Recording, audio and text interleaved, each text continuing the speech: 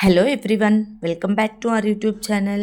Last పార్ట్లో ద్రౌపది పాండుపుత్రులను స్వతంత్రులను చేయండి, వారి బలాన్ని వారికి తిరిగి ఇచ్చేయండి, ఈ వరాన్ని ఇవ్వండి చాలు అని అంటుంది. ఆ తర్వాత ఏం జరిగిందో ఇప్పుడు తెలుసుకుందాం.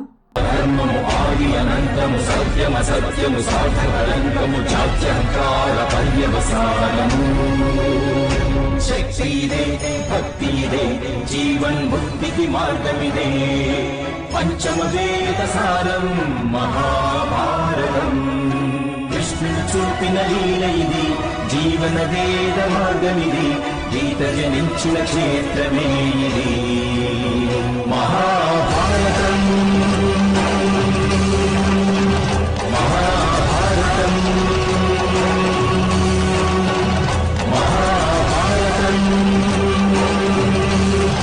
ద్రౌపది మాటలు విని ధృతరాష్ట్ర మహారాజు తప్పకుండా పాండుపుత్రులకు ఈ క్షణాన్నే వారి సంపదను వారి రాజ్యాన్ని తిరిగి ఇచ్చేస్తున్నాను అని అంటాడు.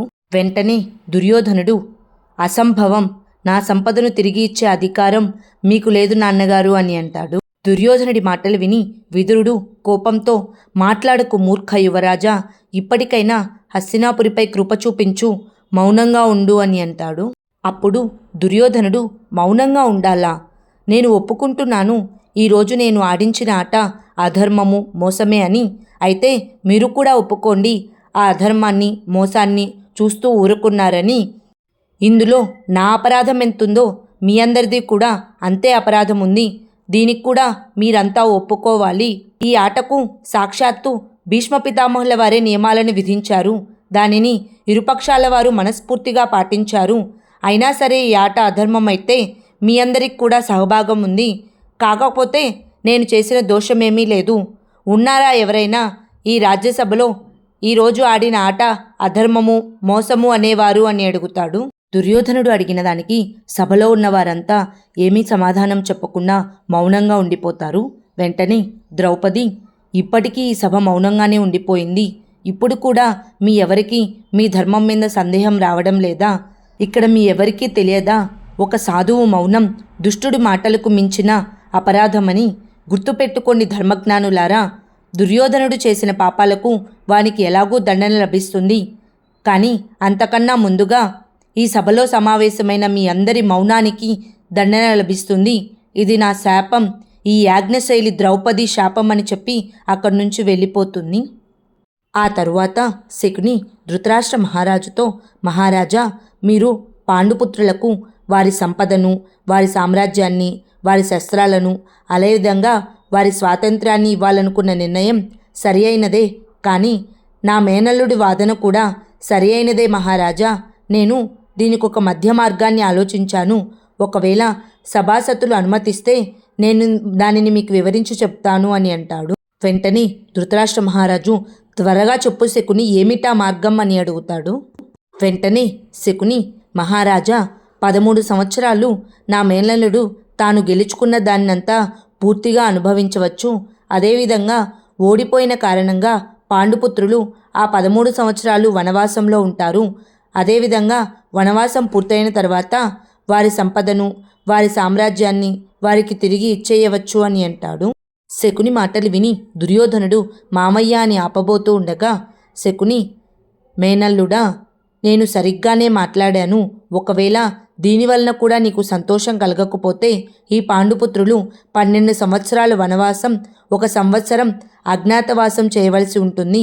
ఒకవేళ చివరి సంవత్సరం అజ్ఞాతవాసంలో వారు బయటపడితే మళ్ళీ తిరిగి 12 సంవత్సరాలు వనవాసం, 1 సంవత్సరం అజ్ఞాతవాసం చేయవలసి ఉంటుంది. ఇప్పుడిక అత్యాశకు పోవద్దు మేనల్లుడా అని అంటాడు. వెంటనే దుర్యోధనుడు, నేను ఒప్పుకుంటున్నాను అని అంటాడు. అప్పుడు శకుని, మరి పాండుపుత్రుల అభిప్రాయం ఏమిటి అని అడుగుతాడు. వెంటనే దుర్యోధనుడు, మామయ్య, ఈ పాండవులు ఇప్పటికీ నా దాసులే, చివరి నిర్ణయం నాదే కావాలి అని అంటాడు. దుర్యోధనుడి మాటలు విని భీష్ముడు, ఈ తప్పు చెయ్యవద్దు దుర్యోధన, బాధాహృదయం ఇచ్చిన శాపం ఎప్పటికీ విఫలం కాదు అని అంటాడు. వెంటనే దుర్యోధనుడు, దానికి మీరు భయపడతారేమో పితామహ, ఇప్పుడు మీ ధర్మానికి తగిన దండన లభిస్తుంది, నాకు కాదు అని. మహారాజా, నేను మీరు చెప్పిన విధంగా నా దాసుల యొక్క స్వేచ్ఛను సంపదను తిరిగి ఇవ్వలేను, కానీ శకుని మామయ్య చెప్పిన మధ్య మార్గాన్ని స్వీకరిస్తున్నాను. ఈ పంచపాండవులు ద్రుపద కుమారితో సహా 12 సంవత్సరాలు వనాలలో నివసించాలి. ఇక ఈ 12 సంవత్సరాలు వారు ఏ రాజుతోనూ సంధి కుదుర్చుకోకూడదు, ఏ రాజ్యంలోనూ అతిథులుగా ఉండకూడదు. వారు ఈ 12 సంవత్సరాలు స్వతంత్రులని అనుకోకూడదు. ఇక 12 సంవత్సరాలు గడిచాక 1 సంవత్సరం పూర్తిగా అంతర్ధానమై నివసించాలి. ఒకవేళ ఆ సమయంలో నేను స్వయంగా నా కళ్ళతో ఈ పంచపాండవులను కానీ వారి భార్యను కానీ చూస్తే వీరు మళ్ళీ తిరిగి 12 సంవత్సరాలు వనవాసం, 1 సంవత్సరం అజ్ఞాతవాసం చేయవలసి ఉంటుంది. నాన్నగారు, ఇప్పుడు చెప్పండి, మీరేం నిర్ణయించారో అని అడుగుతాడు. అప్పుడు ధృతరాష్ట్ర మహారాజు, మీరు నన్ను క్షమించండి పాండుపుత్రులారా, సంప్రదాయానుసారం స్వయంగా మిమ్మల్ని మీరే ఓడిపోయారు. అందుకని నేను దుర్యోధనుడి అధికారాన్ని ఒప్పుకోవాల్సి ఉంటుంది. మిమ్మల్ని నేను ఆదేశిస్తున్నాను, మీరు మీ భార్యతో కలిసి 12 సంవత్సరాలు వనవాసం, 1 సంవత్సరం అజ్ఞాతవాసం చేయాలని అని అంటాడు. వెంటనే యుధిష్ఠిరుడు, తమరి ఆదేశం పెద్దనాన్న, కానీ మాకు ఇంద్రప్రస్థ ప్రజలను కలుసుకునేందుకు, అక్కడ కొన్ని ఏర్పాట్లు చేసుకునేందుకు అనుమతినివ్వండి అని అడుగుతాడు.